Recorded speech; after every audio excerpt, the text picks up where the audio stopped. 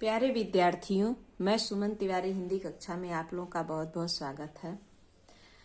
आज हम लोग कबीरदास द्वारा रचित साखी पढ़ने वाले हैं। कबीरदास, ऐसा कहा जाता है कि साखी में कबीरदास अपने हृदय की बातों को व्यक्त किए हैं। यह कर्मकांड का विरोध करते हैं कबीरदास। प्रेम भक्ति ईश्वर में आस्था रखते हैं। तो आइए चलिए देखते हैं साखी।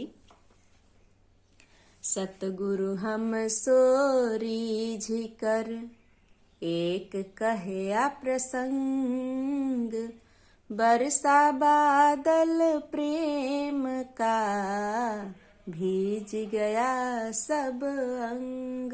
कबीरा भीज गया सब अंग।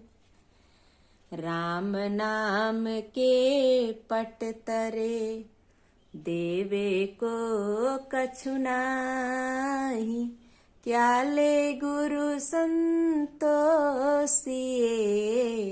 हंस रही मन माही। कबीरा हंस रही मन माही। आइए चलिए देखते हैं। सबसे पहला दोहा कि जब आप लिखना काव्य प्रारंभ करते हैं तो सबसे पहले आपको लिखना होता है संदर्भ, उसके बाद आपको प्रसंग, फिर उसके बाद व्याख्या। तो सबसे पहले आप लिखेंगे कि प्रस्तुत काव्य हमारी पाठ्य पुस्तक हिंदी काव्य संकलन के साखी नामक पाठ से लिया गया है, जिसके रचनाकार कबीरदास जी हैं। प्रसंग लिखेंगे कि पहले काव्य आप पढ़ लेंगे कि काव्य के भाव आपके क्या निकल रहे हैं, तो वहां से आप प्रसंग उठाएंगे कि सतगुरु हमसो रीझ कर एक कहया प्रसंग। हमारे प्रसंग लिखेंगे कि प्रस्तुत काव्य में कबीरदास जी कहते हैं कि हमारे सत्य के गुरु हमसे प्रसन्न होकर के एक बात कही, एक प्रसंग कही। उसके बाद डैश देकर के आप लोग लिखेंगे व्याख्या, भावार्थ। तो चलिए देखिए व्याख्या क्या है। सतगुरु हमसो रीझ कर एक कहया प्रसंग। सतगुरु, हमारे जो सत्य के गुरु हैं वो हमसु यानी हमसे, रीझ यानी प्रसन्न हो करके, हमारे सत्य के गुरु हमसे प्रसन्न हो करके एक कहया प्रसंग, एक प्रसंग कहा, एक बात बताई। हमारे सत्य के गुरु हमसे प्रसन्न होकर के एक बात बताई, और वह प्रसंग में उस बात में क्या कहा? बरसा बादल प्रेम का। वह जो बात उन्होंने बताई वह प्रेम रूपी बारिश हुई। उस बात में प्रेम की बरसात हुई और मेरा पूरा अंग भीज गया। भीग जाने का अर्थ होता है कि मेरा प्रत्येक अंग क्या हो गया? उस प्रसंग से ज्ञानवान हो गया। उस बात से मेरा प्रत्येक अंग अंग अंग ज्ञान से ओतप्रोत हो गया या ज्ञान से भर गया। अब इसमें आपको लिखना होता है काव्यगत सौंदर्य। तो आप इसमें लिखेंगे कि ये शांत रस है और भक्ति रस भी है, क्योंकि गुरु के महिमा का इसमें वर्णन किया गया है। सधुकड़ी भाषा है,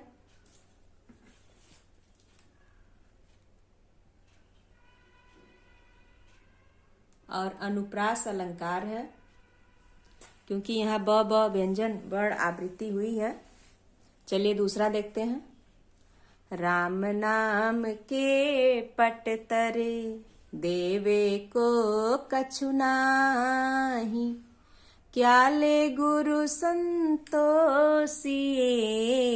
हंस रही मन माही। कबीरा हंस रही मन माही। प्रस्तुत प्रसंग में कबीरदास जी कहते हैं कि मैं अपने गुरु को क्या दूं, यह अभिलाषा मेरे हृदय में है। यह अभिलाषा मेरे हृदय में है कि मैं अपने गुरु को क्या भेंट दूं, क्या उपहार दूं। क्यों? क्योंकि राम नाम के पटतरे, पटतरे का अर्थ होता है बराबरी में, देवे को कछुनाए। हमारे गुरु ने जो हमें राम नाम शब्द दिया है उसके बराबरी में देने के लिए मेरे पास कुछ नहीं है। क्या ले गुरु संतोषिए, और क्या ले करके गुरु के पास मैं जाऊं कि मेरे हृदय में हौस रही मन माहे। संतोषिए का अर्थ होता है कि मुझे संतोष प्राप्त हो, मुझे सुख प्राप्त हो। हौस रही मन माहे, हौस का अर्थ होता है अभिलाषा, जिज्ञासा। यह अभिलाषा मेरे मन में ही रह जा रहा है कि मैं अपने गुरु को क्या लेकर के जाऊं कि जो मेरे गुरु ने मुझे राम नाम शब्द दिया है उसके बराबरी में देने के लिए, मुझे अपने गुरु को देने के लिए मेरे पास कुछ नहीं है। ऐसा इस दूसरे पंक्ति में कहते हैं। इसमें भी आप लिखेंगे शांत रस है, अनुप्रास अलंकार है, दोहा छंद है और रूपक अलंकार भी इसमें है। तीसरा देखिए, ज्ञान प्रकाश्या गुरु मिलिया सो जिनि बिसेरी जाई।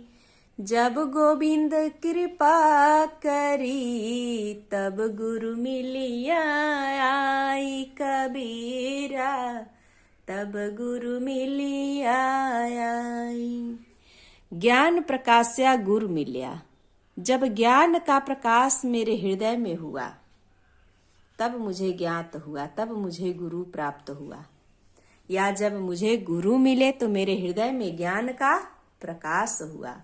सो जिन बिसरी जाए, सो यानी उस गुरु को भूल नहीं जाना चाहिए। बिसरी का अर्थ होता है भूल, भूलना नहीं, यानी कि उस गुरु को हमें भूल नहीं जाना चाहिए। जब ज्ञान का प्रकाश मेरे हृदय में हुआ तब मुझे गुरु का महत्व प्राप्त हुआ कि गुरु की महिमा क्या होती है, यह मुझे पता चला। और ऐसे गुरु को भूल नहीं जाना चाहिए। जब गोविंद कृपा करी, गोविंद यानी भगवान हरि कृष्ण विष्णु सबको कहा गया, ईश्वर को कहा गया है कि जब ईश्वर की कृपा होती है, जब ईश्वर कृपा करते हैं तब गुरु मिलिया आए, तब गुरु मुझे, ऐसे अच्छे गुरु मुझे मिलते हैं। ऐसा कबीरदास जी कहते हैं कि जब ईश्वर की बड़ी कृपा होती है, बड़ी अनुकंपा होती है, तब ऐसे अच्छे गुरु हमें, मार्गदर्शन देने वाले गुरु हमें मिलते हैं।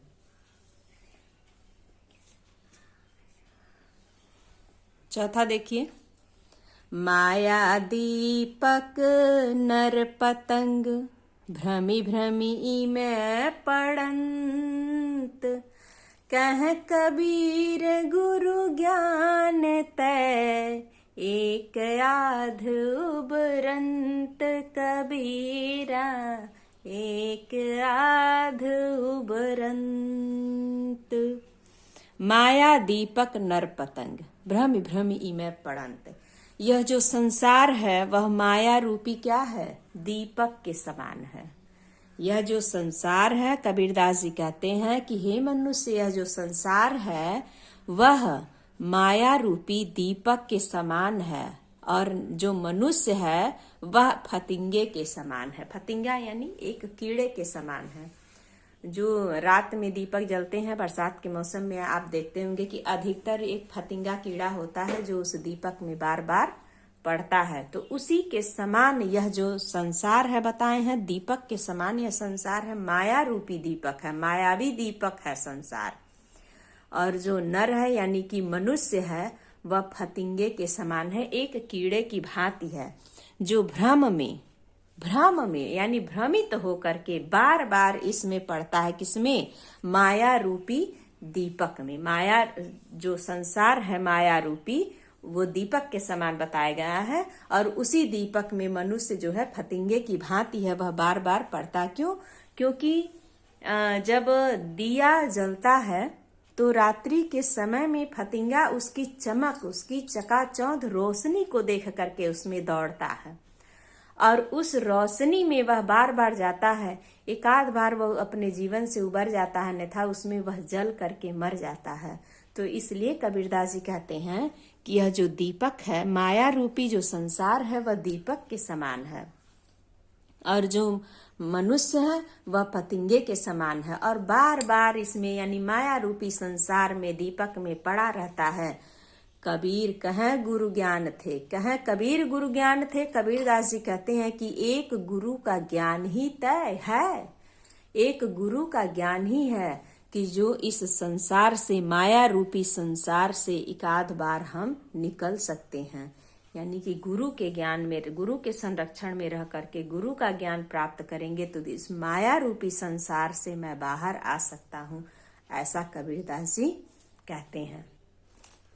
चलिए 5वां देखिए। इसमें भी प्रस्तुत प्रसंग में लिखेंगे आप लोग कि गुरु के महिमा का वर्णन किया गया है, गुरु के महत्व का वर्णन किया गया है। चौथे में भी गुरु के ही महत्व का वर्णन किया गया है। देखिए क्या कहते हैं। जब मैं था तब गुरु नहीं, अब गुरु है हम नाही। प्रेम गलियती साकरी, तामे दो न समाई कबीरा, तामे दो न समाई। कबीरदास जी कहते हैं कि जब मैं था तब गुरु नहीं। मैं का अर्थ होता है मैं रूपी अहंकार, मैं रूपी अज्ञानता। जब मेरे हृदय में मैं का वास था, यानी अहम का वास था, तब गुरु मेरे हृदय में नहीं थे, गुरु का प्रवेश नहीं हो पाया। जब अहंकार रहेगा तब ज्ञान नहीं रहेगा, जब अज्ञानता रहेगी तब प्रकाश नहीं रहेगा। यानी जब अज्ञानता है तो गुरु मेरे हृदय में, गुरु का वास यानी गुरु की सच्ची भक्ति या ज्ञान मेरे हृदय में नहीं है। फिर अब गुरु है हम नाही, अब हमारे हृदय में गुरु रूपी जो ज्ञान है, प्रकाश है, वह अब आ गया है। और जो मैं रूपी अहंकार है वह क्या हो गया है, हम रूपी अहंकार समाप्त हो गया है। प्रेम गली अति साकरी, साकरी का अर्थ होता है अत्यंत पतली। जो प्रेम रूपी रास्ता है, प्रेम रूपी जो गली है वह क्या है, बहुत ही पतली है। तामे दो न समाये, और उसमें दोनों नहीं रह सकते। कौन? अंधकार और प्रकाश एक साथ कभी देखे हैं आप लोग? नहीं, क्योंकि जहां अंधकार होगा वहां प्रकाश नहीं होगा, जहां रोशनी होगी वहां अंधेरा नहीं होगा। अंधेरा होगा या रोशनी होगी। उसी प्रकार से अगर आपके हृदय में ज्ञान है तो अज्ञानता का वास नहीं होगा, और अज्ञानता है तो ज्ञान का वास नहीं होगा।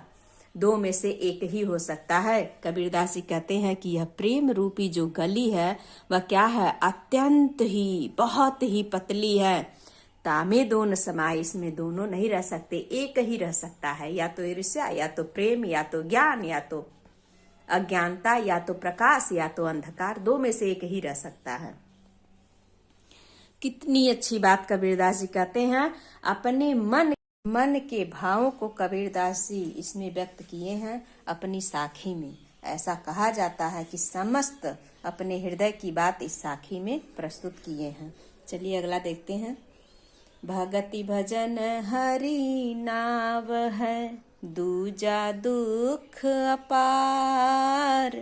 मनसा वाचा कर्म नाम, कबीर सुमिरण सार।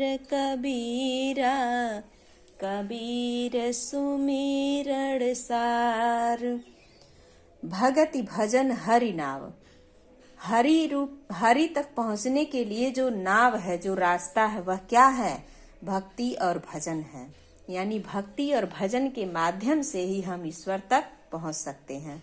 दूजा यानी दूसरा दुख संसार में अपार हैं। इस संसार में दुख बहुत हैं, अपार हैं, अधिक हैं।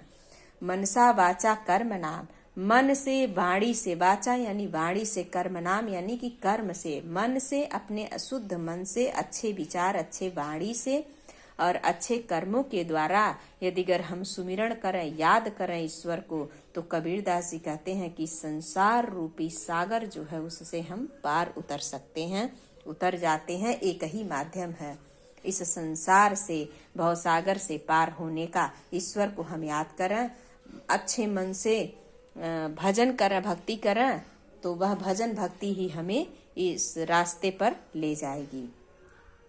अगला देखिए।